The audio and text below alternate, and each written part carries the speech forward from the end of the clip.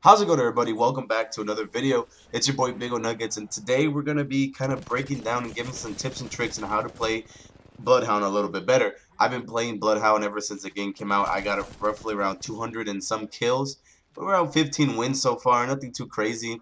I'm not the best, but I do think I am pretty decent with Bloodhound.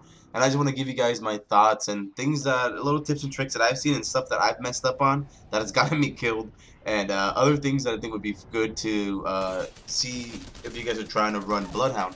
And if there's any Bloodhound mains out there, you guys have been running him a lot.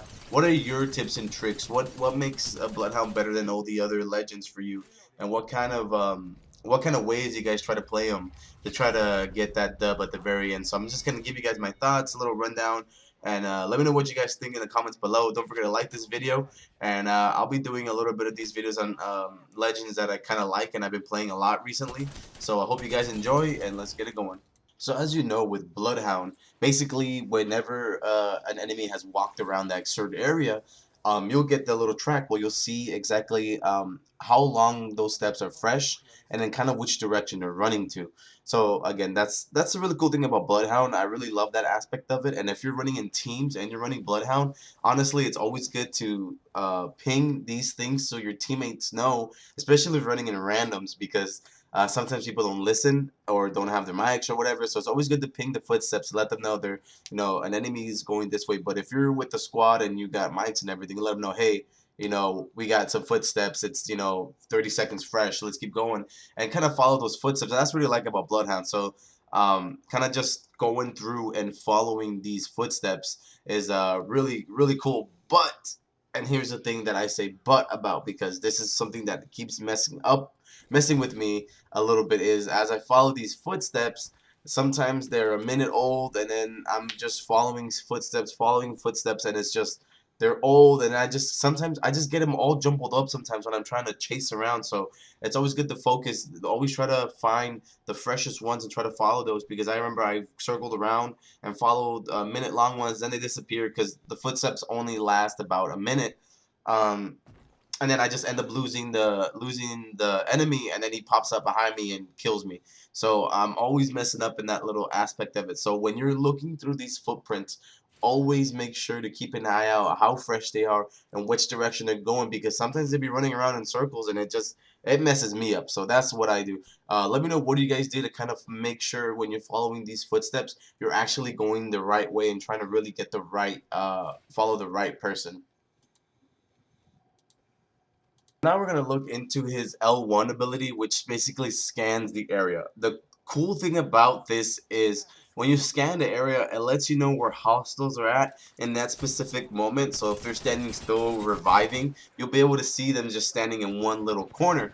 But they can move from there. So if you're trying to rush and you see where they're at, and you think they're in this corner, it just highlights them for a split second, and they could definitely move away from that area. So be very, very careful when you're using this, because you try to rush in thinking, oh, you know what, I got them, they're in this corner. They might have already moved around. So this is kind of just to get you an idea of where the enemy is, and kind of not for you to rush in that aspect, to play a little safe, because I know of a couple times where I've scanned and I think they're still in that corner, but they move around or run around the whole building and then pop me from the back. So it's always good to keep an eye out. Also, the good thing to check out when you're doing this is that enemies can see when you use your L1 ability. So as you can see, I was running Pathfinder, and there was a Bloodhound around, and he used his ability. I saw the ability flash around me, so I knew already that there was a Bloodhound near me. So that's the one thing that goes on with Bloodhound with this L1 ability, is that other players around can see you activate your L1 ability. So be careful when you use it. Get ready. Make sure your teammates are near you so when you use it, because I remember my buddy Fat Nuts is the one thing I remember in my head all the time. Use your L1 ability whenever you're entering buildings, so you just to be safe. Use your L1 whenever you're entering new areas, or just always press L1 just to make sure that you're scanning around and you know that you're good. So always press L1 for your abilities. It's always good to double check, and remember that the players can move around after you do press that L1 ability. Alright, now we're going to look into his main ability. And this is one of the main reasons why I like Bloodhound a lot, because of his main ability. Basically, it's called the Hunt of the Beast, and this ability turns everything black and white. It makes you completely silent, and you can see your enemies bright red and actually see their live footsteps running around. I really like this because this is great when you're trying to flank around enemies or go around and surprise enemies from behind. Honestly, I think this ability is great. What I really recommend is to have your friends try to get the attention of the enemy while you try to flank around and surprise the enemy from behind. They will not expect it because they have your full attention on your two buddies just wailing on them, blasting shots, and it gives you the chance to just run around and flank around. I think that's one of the best ways to use Bloodhound because that way, you'll always have the element of surprise going around, and then that way your friends can push when you're going to far fight. But it kind of sucks sometimes when you get third party, and we'll have a whole nother video about that, talking about Bloodhound, like not Bloodhound, but just talking about third party. But that's honestly the best way I've been using Bloodhound lately is just always flanking. He's got a good amount of time in this Hunt of Beast that I still have a good minute to run around. Around a mountain, run around this little area to be able to go around and flank, even if it's gonna cost me a couple more seconds than it should. But I'd rather flank around properly and get them by surprise and try to get a head-on approach. So let me know what your guys' best way of using Bloodhound. I think one of his other best ways is to combo it with the other legends you got. I know the big combo that I've been trying to get a friend to use Bangalore to drop the smokes. So you smoke up the area, activate your Hunt of the Beast, and flank them that way. So that way they still won't be able to see you because you'll be covered in smoke. So there's a lot of various combinations you can use with different legends. Remember, different legend abilities cannot be there's no friendly fire, so you can't get hurt from your friend's abilities.